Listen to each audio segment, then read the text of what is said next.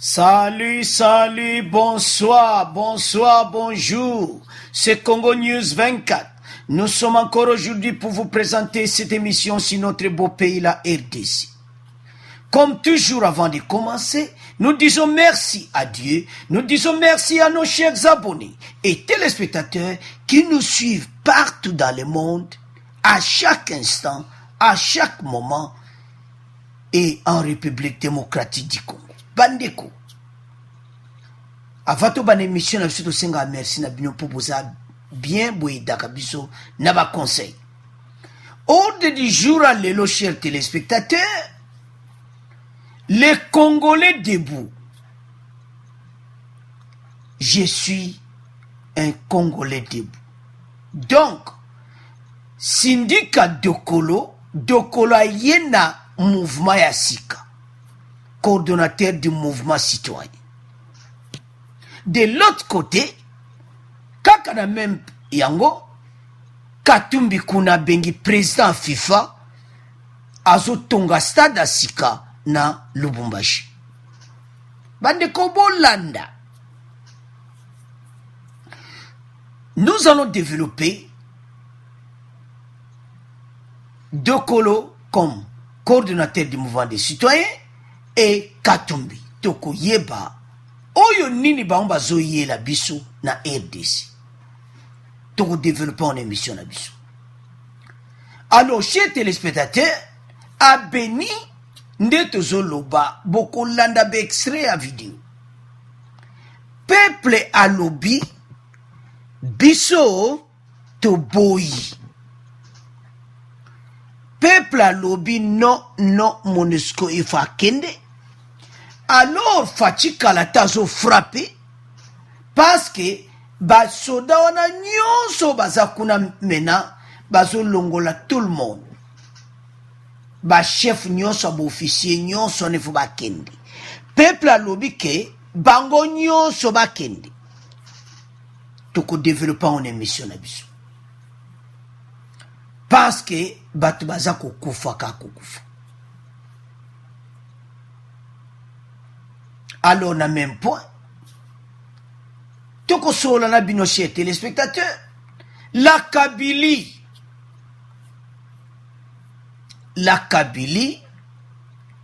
est arrivée à Kisantu. Et puis, avant wana, ou boyi qu'avant bakene Kisantu, Shadari a salaki meeting na ye, toko yoka porte-parole ya PPRD makambo alobi. Bandeko.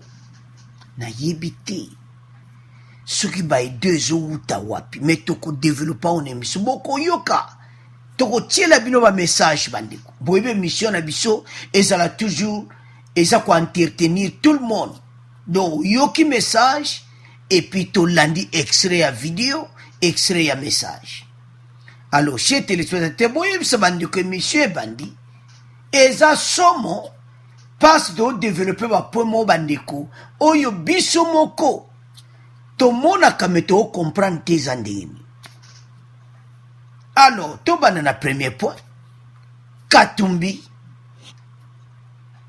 à Lubumbashi et Dokolo à Kinshasa, les Congolais debout. Voilà premier point bandeko. Alors chers téléspectateurs, commençons avec les premiers points. Les Congolais debout.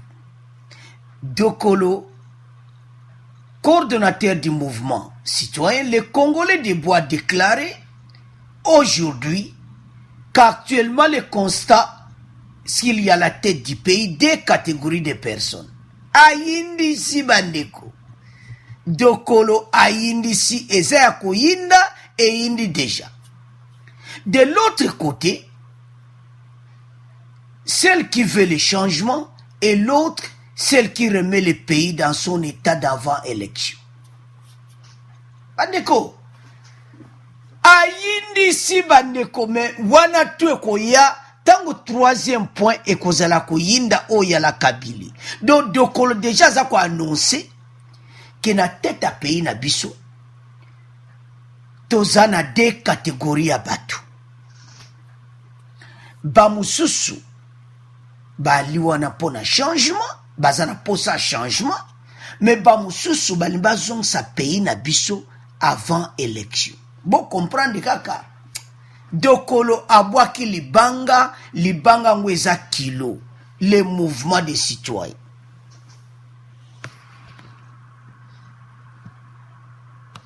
Parce qu'après tokoloba ya Katumbi mais tobandi nani ya dokolo. Il a fait cette déclaration à l'occasion de l'ouverture des premières assises nationales de son mouvement citoyen qui se déroule dans le thème l'engagement citoyen les Congolais debout face aux enjeux et défis de l'heure dans le but d'évaluer ces travaux. Alobi, na tête à pays na biso, ezana catégorie à 2 personnes.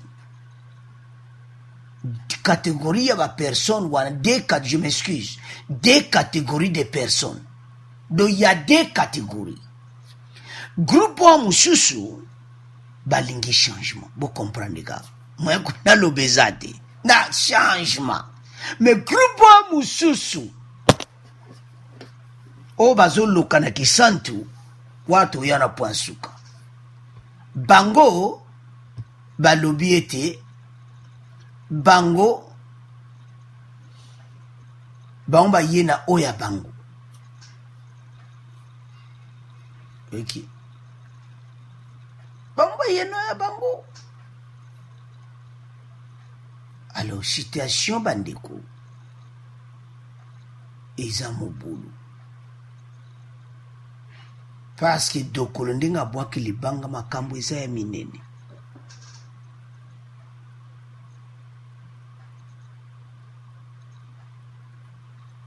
Alors situation bandeko oyo oya bwaki dokola bwaki eza somo. Notre soutien n'est pas personnel vis-à-vis du président Félix. Abi soutien na bango ezaka pour na président Félix. Aujourd'hui, nous sommes dans une situation où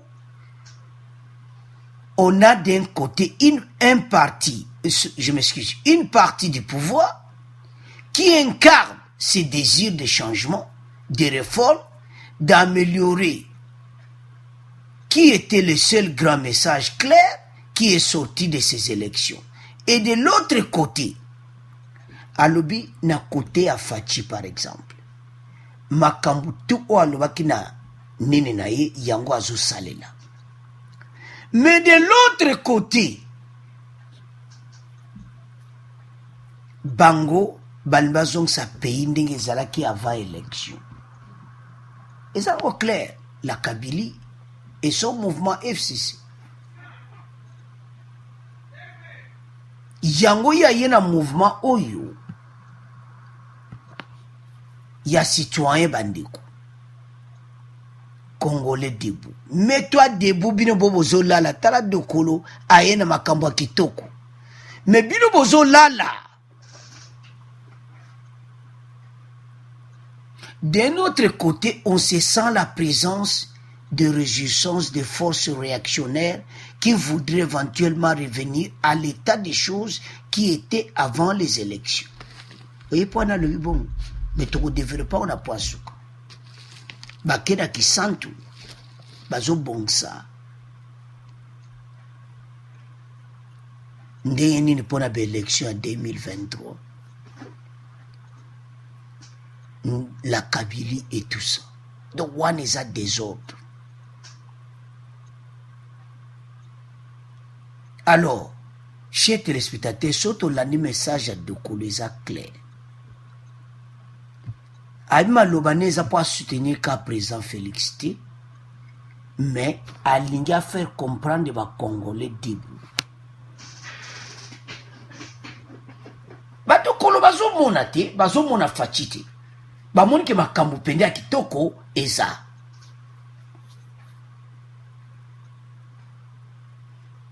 Alors, bino ba Congolais bozo lala. Botelema.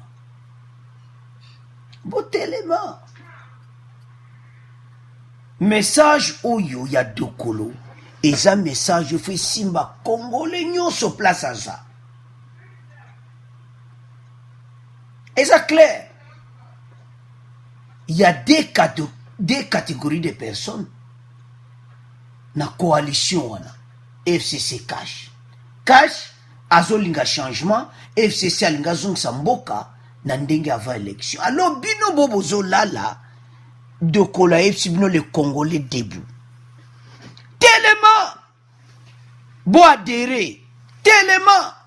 Mais de l'autre côté, yépe y a un mouvement na yebo comprendre. Azo supporter Fatim mais yépe. Azana besoin pe. Kalate bokoyoka que yépe après Fatim pe ya ko poser pe candidature. Pour comprendre ma kambouana, il y a déjà, Bamaba ils ont préparé à 10 ans déjà, ils ont préparé pour 2023 pour voir mais ils ont préparé les Congolais debout. Mais message n'est pas kitoko, pas ces hommes à Kambo toujours vivre les lots. Message à Doko.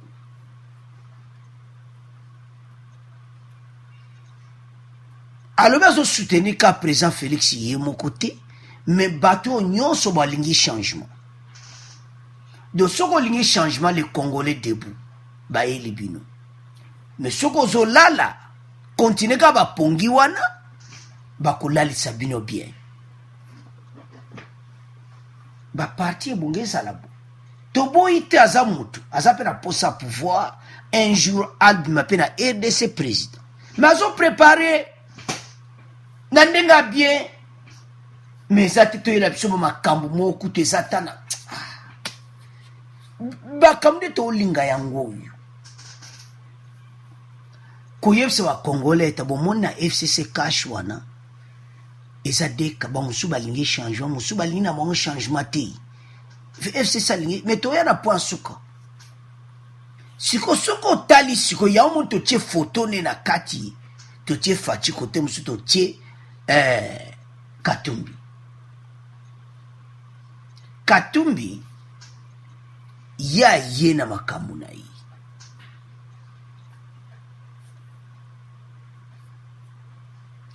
Amemi président ya FIFA.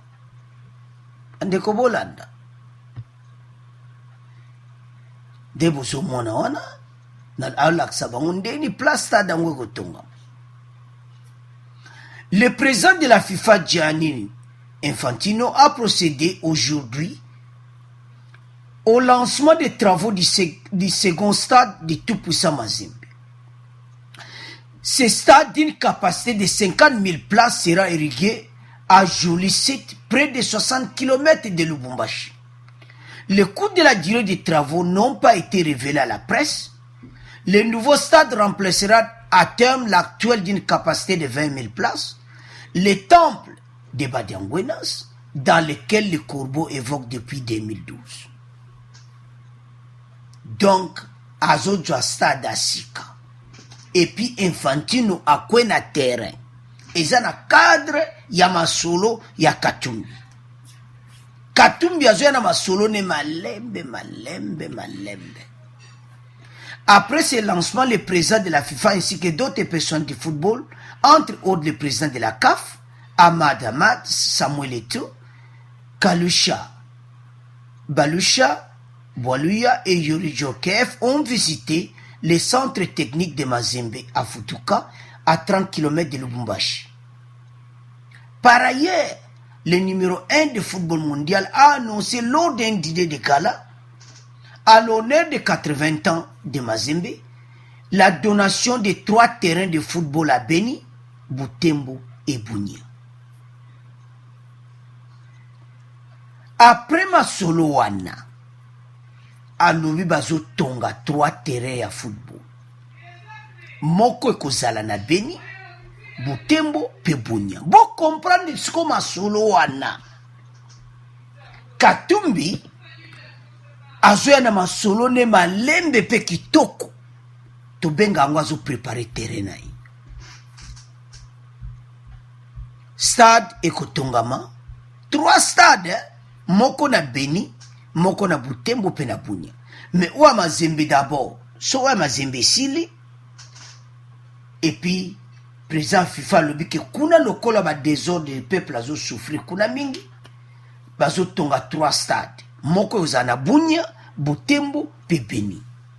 Alors chers téléspectateurs, masolo eza ya koyinda. Donc ndenge ezana boyoki oyo dokola lobi boyoki Katumbi. Siko komi tant peuple siko aloba ba commentaire na bino. Dokolo alobeli penza FCC. Olo do alobeli pena bango. Ban bazong sa pays na avant élection. Tandis que Fatia Zobunda pays dans mon élection. Dans moment oyo azobong sa pays. Mais bango balibazong sa pays na sima FCC. Wanangam dans l'obité c'est Dokolo eza clair. Alobi à la tête du pays, il y a 2 catégories de personnes. De l'autre côté, balingi changement. De l'autre côté, balibazong sa pays avant élection. Et yindi, eza diako yinda. De l'autre côté, chikote, nto loba pona Katumbi, masolo na ye azo memango, dobo comprendre, Katumbi pa zo préparer présidence na ye. Eza makamako bomba te. Alors, eloko ni Katumbi ya sala bien si président FIFA nde to tangeli bino wana. To expliquer bino wana. Donc, lelo message ebimi, dont 50 places, bazo tonga déjà tout puissant Mazembe. Et puis, quand les bazo solo la zengala po, au monde ba vandu wana ifale, ba liya yuka Katumbi nenga zala. Do damage fait tipenza. Infantino a Jimmy Crew. Tant qu'à Jimmy Crew, loka lobike, la dotation de 3 terrains de football à Beni, Butembo et Bunia. Le terrain football misa te ko sala bakuna. Alors, tant ba otonga ba 3 terrains wana ya football. Parce que Katumbi mutaye na ye message na este koleka. Alors bandeko, to tiki premier point, to tiki na bino bo commenter yango, message à Dokolo, pe message à Katumbi. Tozo leka sikoyo na point na biso oyo ya mibale. Alors, chers téléspectateurs, to komi na situation ya Beni. Boyebi président de la République asalaki nini alobaki te MONUSCO na armée basa la force mon conjointe. Mais maloba ne leka kite na peuple na Beni. Peuple azana kanda bandeko. Toko tshela bino video bokola. Azana colère moko usakana ngoti. Bango baza décidé. Kaka MONUSCO akende. Bazana raison. Et puis armée oeza wana FARDC ba poati bango bokola na vidéo. Babina armée wana watu baosa badega mususu. Bazo kose ADF. Bokolanda.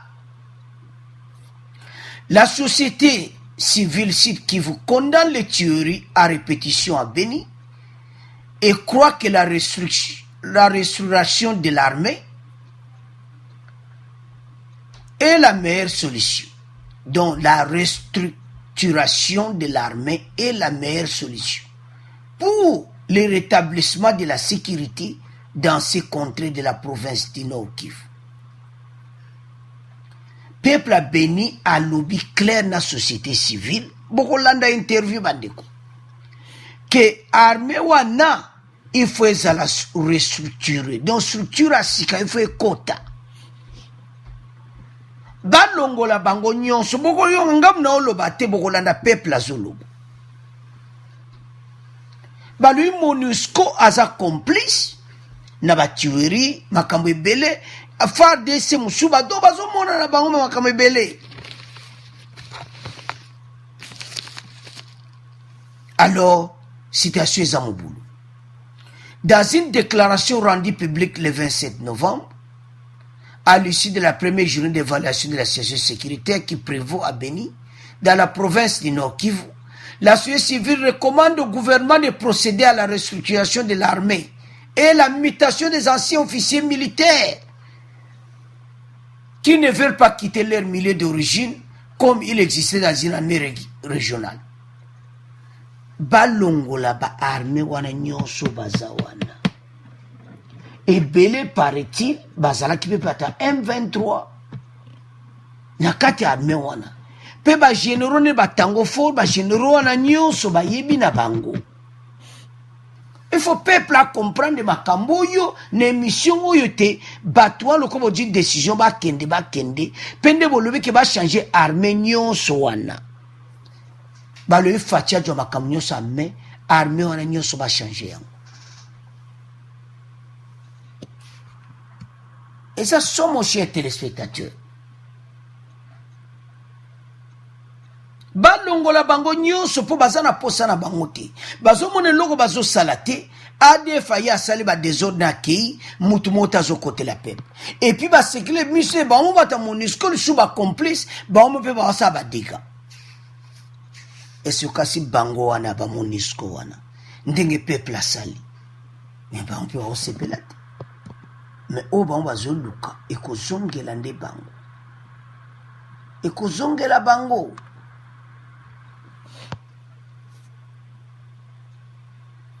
Parce que société civile a telemi na makambo nyonso oyezo leka na est. Peuple a koloba boko yoka eza pasi pe mawa. Ndeko na biso bazo ko souffrir MONUSCO asala ke lokoti. Basali 20 ans. Et puis bazoka 1 milliard chaque année. Peuple a lobby boyo kamesa ba lobby na Rwanda pe ba bengana ki bango ku bengana. Il faut to bengana bango ba lobby ke FARDC fa sa musala yemoko bango ba kende. Et puis FARDC wana te. Il faut équipe masika FARDC ya wana. Alors Fatia Zola na makambo de près asa vraiment au courant parce que ba généraux ana tala sikoyo. Et un taux de pas américain, moi tout le monde souhaite. Pour bango ba pesi condition, il faut ba généraux wana ba longo. Bango ba za prêt ya kuidi. Bandi kwa beni bazola de mission bo partager baban. Présent yo ka message na bino. Ayo ka message bandi ko baza kolela. Balobi trop c'est trop, pas c'est leki. Ba expliquer nde ba keneko panza nde ba tumba ki biro na bango do bazaki dans la joie.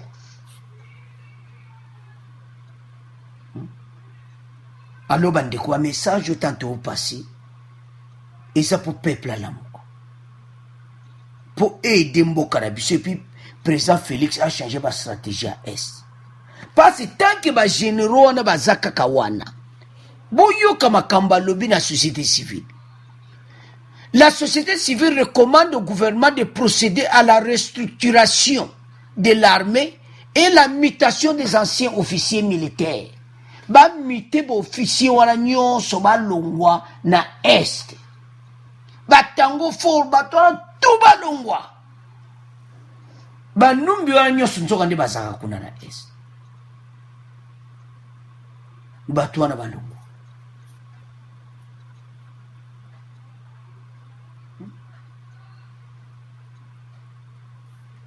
Et c'est pas moi.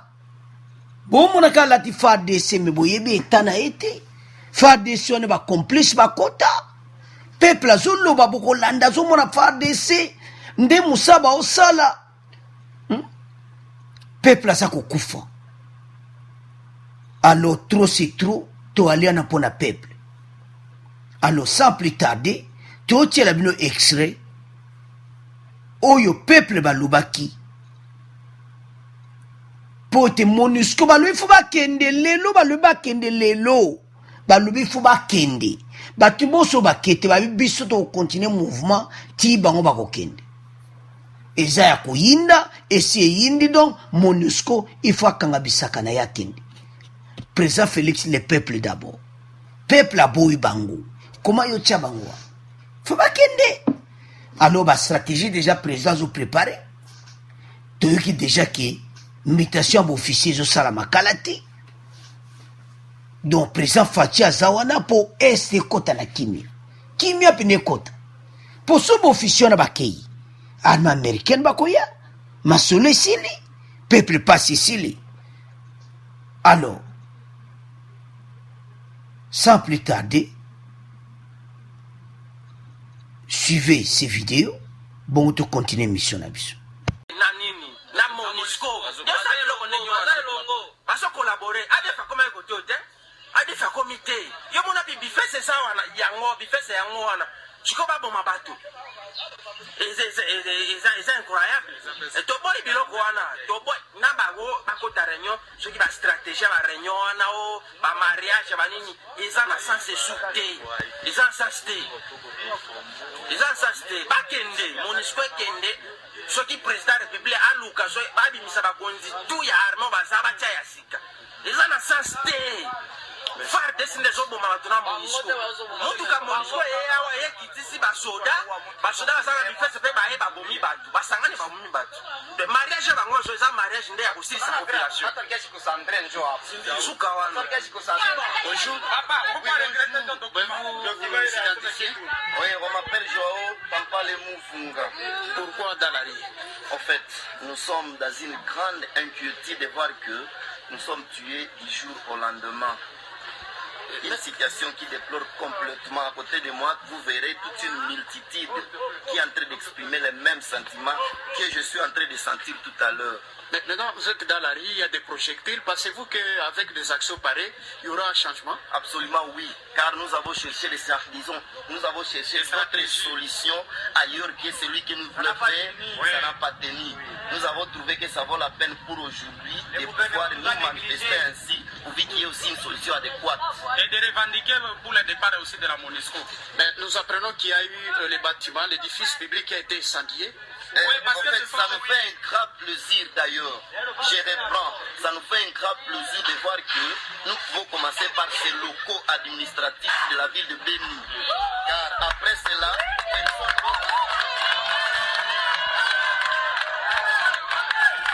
au cas où les réclamations ne sont pas considérées, qu'est-ce que vous comptez faire? En fait, nous n'allons pas cesser. Nous sommes tués. Jusqu'à la dernière extinction de la population, nous allons continuer à nous manifester. Bien qu'il ne faut pas faire aucune action, quel que soit ce que nous avons montré, nous allons continuer jusqu'à tout le monde sera fini. Nous avons vraiment tout préparé psychologiquement, toute notre énergie est préparée pour notre manifestation. Y compris. Bonjour monsieur. Bonjour. Ouais, bonjour. Vous êtes dans la rue, qu'est-ce qui vous a motivé de descendre dans la rue? Oui, moi je suis dans la rue pour que la munition parte. Et au cas où cette MONUSCO n'est pas, qu'est-ce que vous comptez faire?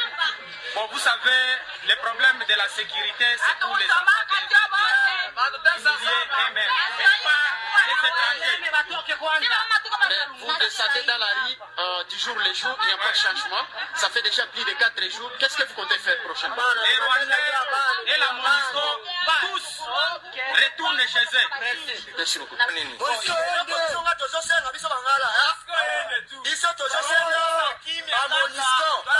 MONUSCO bakende beto ndi gouvernement esunga biso kwa nini topuka kwenda MONUSCO kwa bazonga eloko basalaki na Rwanda population ndio babisa bango na Rwanda nde biso tozoloba nano MONUSCO bakende mpona barwanda bakimisa bango nde bakimi na Congo nde biso mpe tolingi bango te 48 heures topesa bango bazonga. Alors, chers téléspectateurs, tolandi bandeko wana. Situ ndeko wana mususu wandenga lobby. Batuni bango bonso batu babi biso ti bakokende. Donc, ko bengana bango. bandeko bayibi tina poni baobenga na MONUSCO basake lokote. Alors peuple lokola tomboki bakende sikoyo FARDC bango moko baokoka musala wana. La question qu'on se pose, mais peuple aza déterminé. Allo bandeko bopesa ba commentaire na bino parce que situation à est ezo senga soutien moko total à Fachi, soutien moko total na peuple na biso, comme ça Fachi a ba décision à bien pour na est parce que ba complice ba zebele na batu suba kelo kota ba retraite pour makamba est beba bazawana toya na pona asuka pour la Kabylie yemo ayaki lelo arrivé na yi puis tokoyoka makambo shadari PPRD baza koloba tokotiela bino extrait benkantation ezosala na kisantu. Fachi aza ya nzambe, Fachi aza ya nzambe. Makambo oyo ekoma histoire eza ba défi. Fachi ya kulonga makambo ya est. Il suffit qu'à comprendre la solution à bien, le col la mutation officielle on est comme maman imminente, donc kalaté bazo changer bango nyonso. Alors situation MONUSCO peut cause à résolu. Alors est il faut piquer mes côtes parce que peuple a besoin à ces pays là. Ataba bonne année zoya boy fête zoya boy Christ ba Noël boy. Ba peuple a béni boutembo, il faut pas ces pays là quand même. Non. Assez c'est assez. Alors peuple a l'éli, à l'obi il faut bakende. Alors bandeko, à vous de commenter. Pour situation est commis. Peuple pendazo senga. Peuple pendazo senga. Amoni pena que oui. Makambu oyo. Il faut ici là. Peuple a souffert trop. À quoi continuer à souffrir? Chers téléspectateurs. Peuple a coquille sur qu'on continue à souffrir. Yango, basengi, et te bango bakende.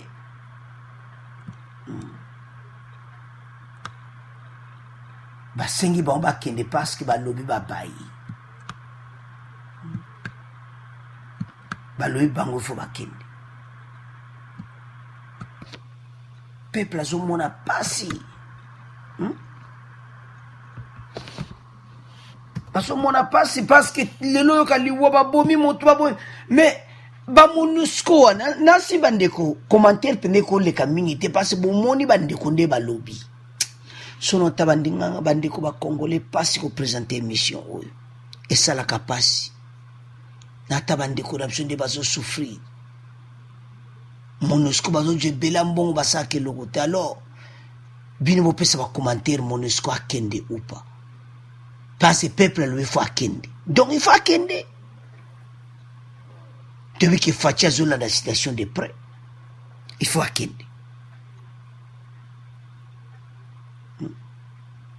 Bolani message à Dokolo. Dokolo a clair. Congolais debout. Et te bamusu bazawana bazo lingato zonga avant l'élection des situation des alaki des hommes. Mais bamusu balingi changement.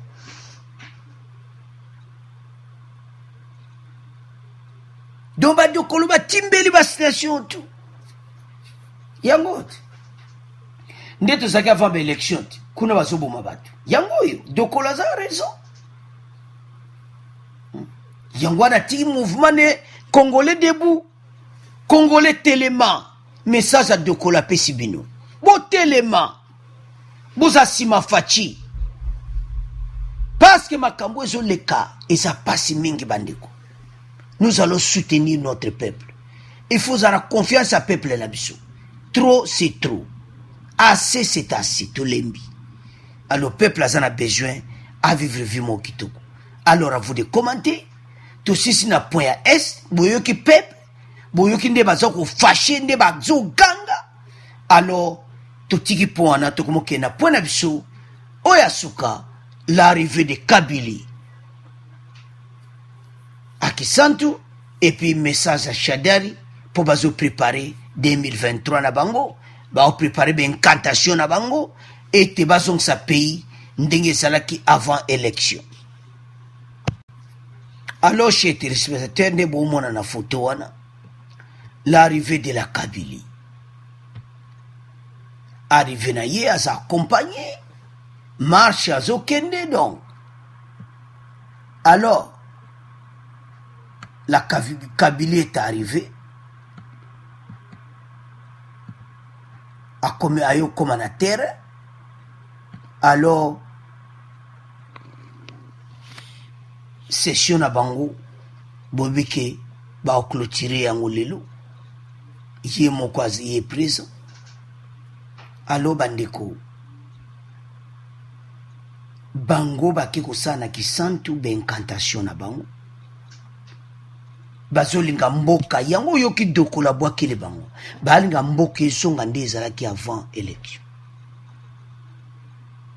Kabila omona avani nye me bashadari bazoloba Kabila ye mo azoloba tena munoko na ye batuneta mazoloba eza ye bokolanda extrait bazoloba ke Shadari aganyaki élection. Shadari aganyaki élection elongo lesu Martin Fayulu ekomi Shadari mutagayaki. Bino mo bolobaki onke Martin Fayulu mutagayaki. Au monde makambo ezo changer ba langage ezo changer du jour au jour. Toko tiela bino extrait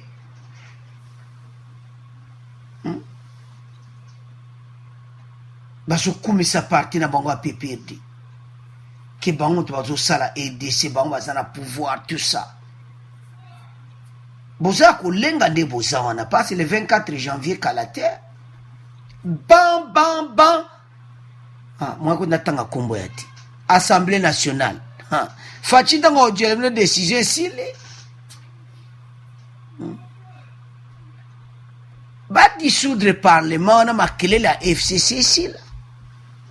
Et puis bazaka na sous majorité te pour fachi lo ko boya ni ko dissoudre pour majorité ko les akali soute chez téléspectateurs so do sangsi ba parti onyo so ezali wana na côté à cash na bali à cash bon va c'est sous majorité te baza pas 1300 te passe nanu alongwa baati AFDC takaka longwe libulu amunene tikali. Donc ils ne sont plus de 350 majorité kuna.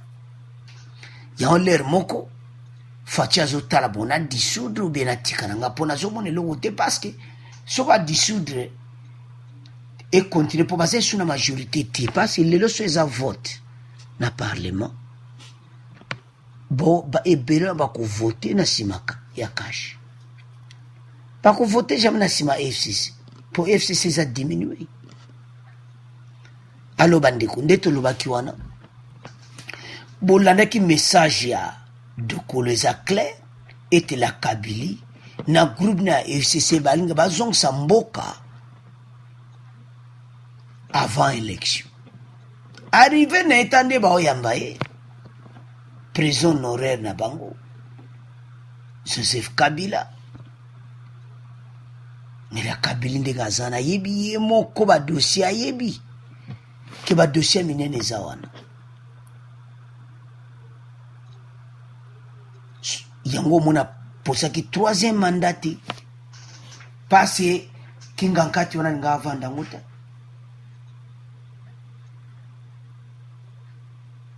Jama kabunta nga lobaki achaki mai na munoko te pona batu ke baza wana bakeba na oyo bazosala. Bokena kisantu bovandi so tali pe makambo yango nzambe.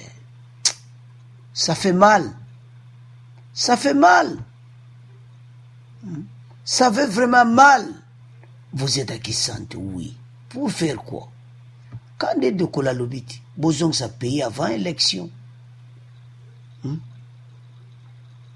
Donc la lobby une partie monsieur dans le pouvoir balingi changement, partie monsieur bazawana bazong sa pays avant et ndenge ezalaki avant élection. Ba désordre total biloba loba o ezanga na tina bandeko. La Kabili ndenge azawana ye moko ayeba dossier azanango. Ayebi wa kokutana nango. Ba antenne na ye bazebele na armée. Ba antenne la Kabili yango ba yebisi Faci bata Kivu ba telemi bata Beni Butembo komeka te ba telemi makasi ba bolandaki na video wana. Alors lokola ba antenne la Kabili bazana armée omunde bazawana Kisantu bazo sepela so bayoka trouble na est bazo sepela o pays andeni mutema mabe boy mutema mabe pays beba nango Faci ajo échec bango ba sepela na Kisantu basala feti. Alliance entre bana nzambe na molili ekosimba te. Molili na moi esimba kate bandeko. Boko yoka.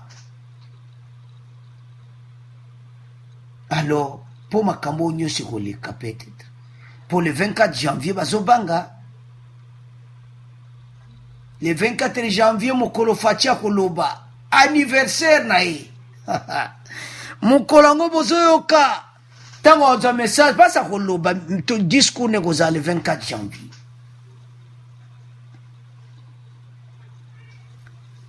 La dissolution du Parlement de la République démocratique du Congo.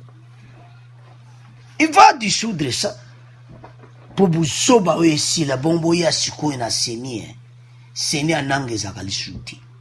Seni afachi. Bomoni ba ministre, vous mettez pas ba ministre. Présent seni na boko zelako. Fachi po atia ngwazo zeleza vide. Ngelo na sepela fachi po za pena ko kote wana zaka béton. Ba zeli ba ministre, premier ministre, ba mwezo kende kaka. Bo zeli ti combien de mois? 8 mois. Boyeko zo gouvernement. Denge moko na présence seni. Omonite taba ilunga. Bazuto sa Faci. Oh ilunga yake ona aza antenne Kabili ta bofanda. Mba décision ilunga zo en faveur ya Faci. Gratuité mba moi longoli budget à 2020 milliards à tchekona pour la gratuité de l'enseignant. Quel choix?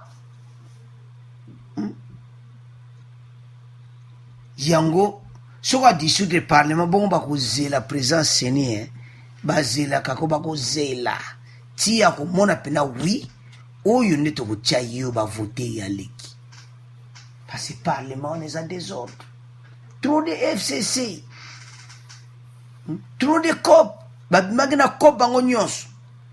Alors toyo ka message à PPRD oyo ba pesaki oyo lobomaki avant même Kisantu.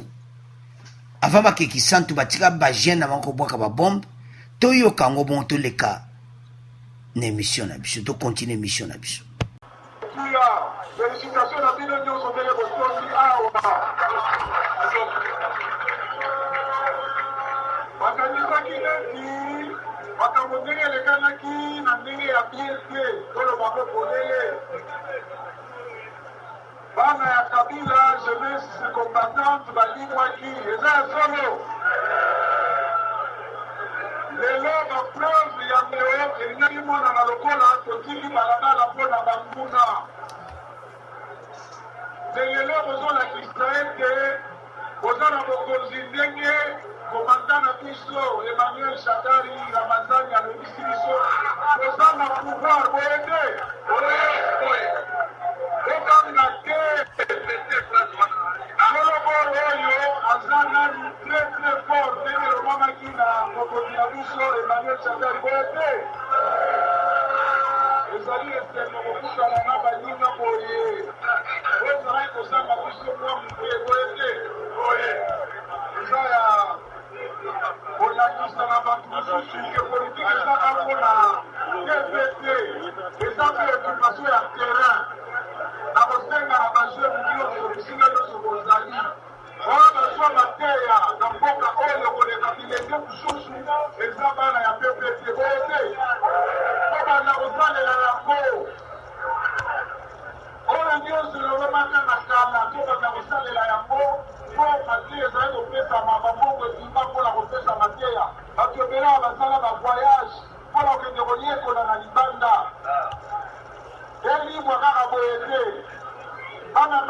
ndenge eza boye tolakisa bango ke Kabila na Emmanuel Shadari va très fort toza nsima na bango.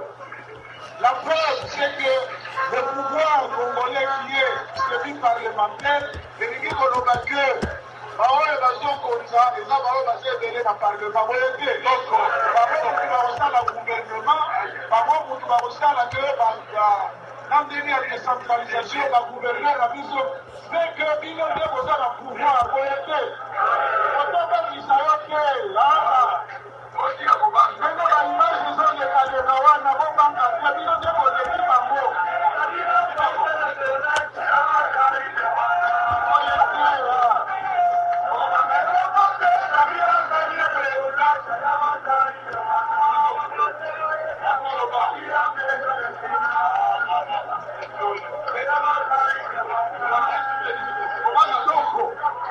est-ce que naye momoni camarade Emmanuel Shadari boye est-ce que akolaki mpenza pouvoir aproli akotelema boye liboso ya bato est-ce akokonza bato boye est-ce akokanye ba élection mosusu olekalaki nsima okomprendre ezaka bastratégie ndenge ya général ndenge barayer moto général major na biso joseph kabila stratégie kaka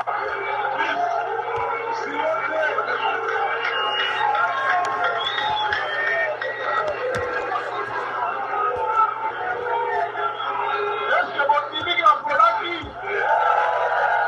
tolakisa yango sikoyo banga lelo tozongela makambo na biso ya kala ya kopanisa mouvema na kati ya babalabala partout oyo te baservice de base bolala te kokabwana nde te kokabwana nde te bere vert bere rouge banini les lumières soki technocrate l'esclave basutu bolabuka oyo te ezala ya kotelema parce que bitumba nano esili te okasi ya parti na mokili mobimba ezalaka na jeunesse nango otakosa yo te yango wana fer de lance likonga toza nango mpona koboma nyama oyo ezalaka liboso nango mbeli wana eza jeunesse mpona tokende liboso soki bajeune balimwe parti ezalaka baparti mosusu bato ebele me baza bambaka akotelema te akokweya parti wana ekokufa bozalaka mpe biere ndenge botelemi wana bino nde bosalaka ezosala. Alors, chers téléspectateurs, tolandi wana. Tolandi message na bango. Oya FCC, message wana epesamaki kaka avant bakende Kisantu. Alors, bango bazomona ki mouvement bando lala. Il y a quelque chose qui se passe. Bande ke beyo alobaki, bateau yizana mwa citation moko eza mobulu kuna. Effectivement, bana citation moko eza mobulu. Ponde baza wana baza pena situation moko ke eza mobulu epa na bango baza kobanga FCC baza kobanga yango omoni dokola yo obwakela bango bazo boyoki nde balobi wana ke bakoganye donc moto loko ashadar akopola te akoganye baélection akokopola te akoganye baélection tala tovanda nye so oganye baélection bon wana na marque wana me na ndenge faci okenda mouvement tala botika baje bovanda nye bovanda nye batika baje na bango batika baje ponde faci azokenda makambo oyo bato wana bakoregrete parce que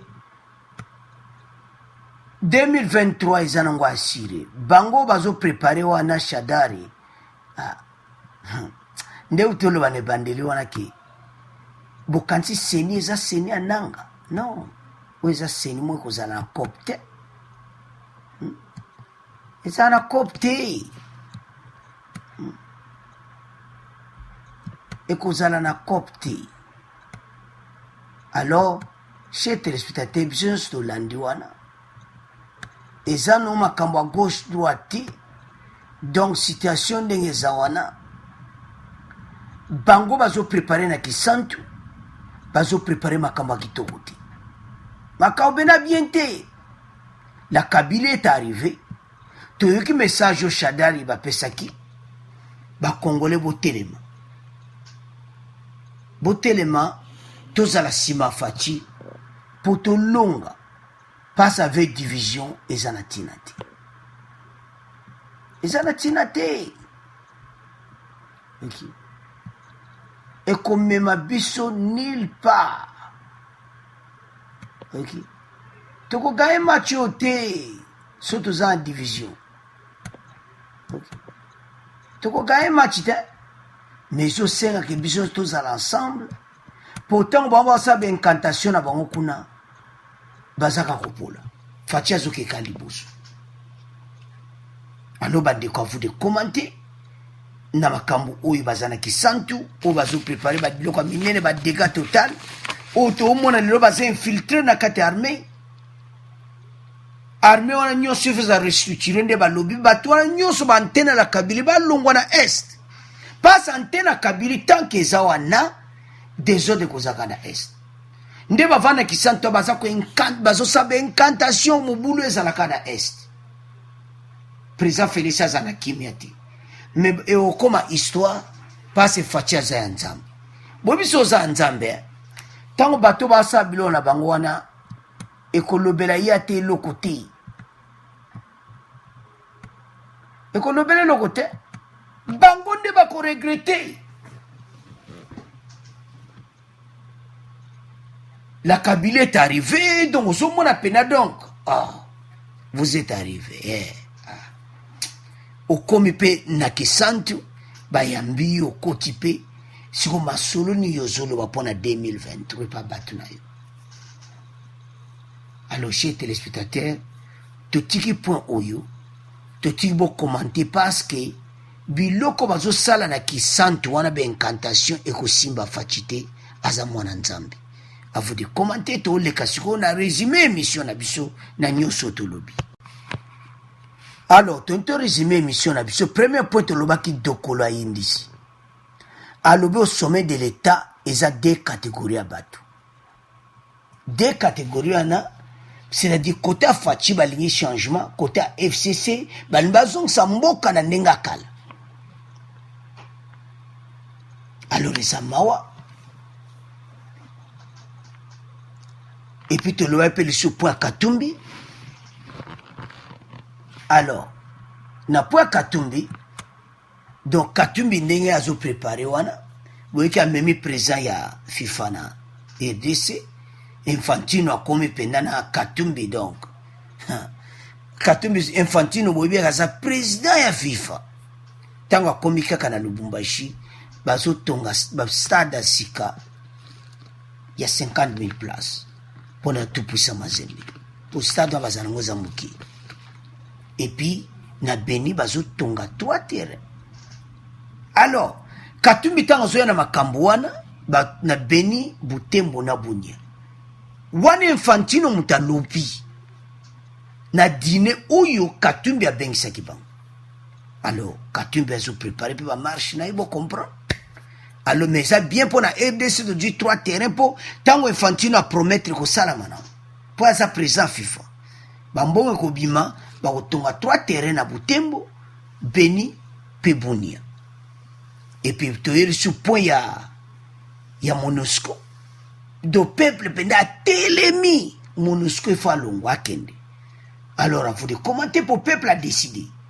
Mais présent Faci a joué na ba stratégie était balongo la armée wana nyonso kuna po peuple asengi yango bolandi na vidéo et puis tolobi point la Kabylie basa ba incantation na kisantu alors pona bango yango de collaborer bango ke ba musuba bazonga période avant l'élection omboke zaki na mobulu alors makambo zo leka na est donc bango bazo sepela nango alors que ça non ka temporaire comme histoire oba na kisantu bakolonga Faci te pasa za nzambe à vous de commenter boyebisa bandeko baabone massivement.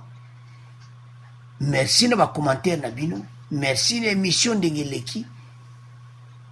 Tosenga toujours merci na bino parce bosala misala kitoko. Alors, au revoir, à la prochaine.